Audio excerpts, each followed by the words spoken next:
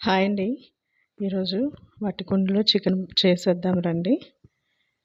ముందుగా అయితే చికెను బాగా కడిగిపెట్టుకొని ఒక కుండలోకి తీసుకొని అందులోకి రుచికి సరిపడగా అన్నీ అంటే మనకు తెలిసిందే కదా, రొటీన్గా చికెన్కి ఏం వేసుకుంటామో అలా అన్నీ వేసేసుకొని ఇలా మొత్తం కలిపి పెట్టుకొని ఒక 10 మినిట్స్ అయితే ఉంచాలి. అలా ఉంచిన తర్వాత అప్పుడు స్టవ్ వెలిగించి మనం చికెన్ వండుకుంటే బాగుంటుందండి. ఒకసారి మీరు కూడా ఇలా ట్రై చేయండి. దీన్నే గోంగూర చికెన్లా కూడా చేస్తున్నాము. మీరు కూడా ఒకసారి ట్రై చేయండి.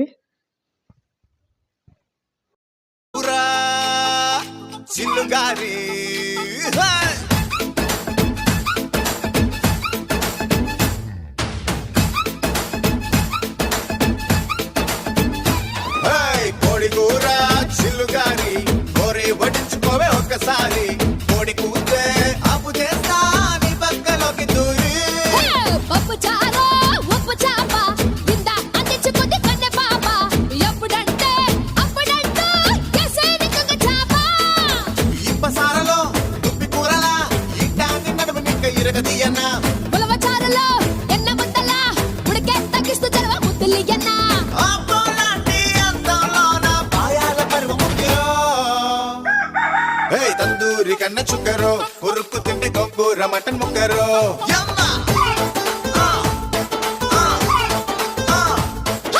కుర్రాడు గొప్ప ఇగురులే కుమ్మేసుకుంటే రొయ్యల్ల చింత చిగురులే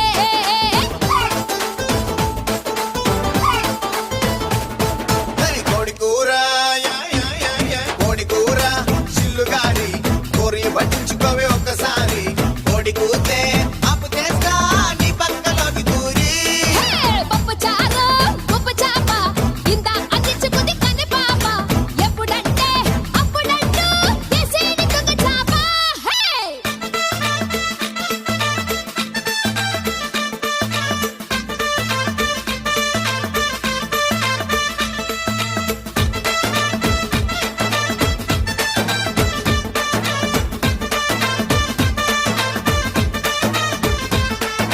కోడి కూర చిల్లుగారి పప్పు చారు